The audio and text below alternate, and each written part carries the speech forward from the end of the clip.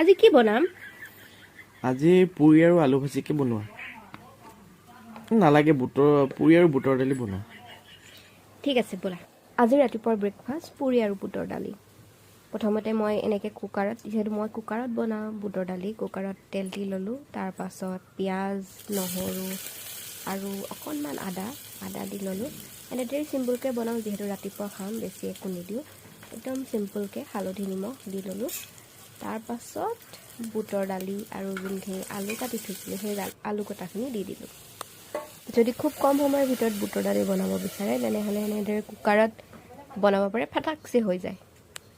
তাৰপিছত বনালোঁ পুৰি মই বৰ বিশেষ ভাল নাপাওঁ, কিন্তু এনেদৰে কেতিয়াবা খাব পাৰি, ছানডে বুলি। আজি আপোনালোকৰ ব্ৰেকফাষ্টত কি আছিলে? এতিয়া চিন্তা কৰোঁ দুপৰীয়া লাঞ্চত কি বনাম। পুনৰ লগ পাম নতুন এটা ভিডিঅ'ত। বাই।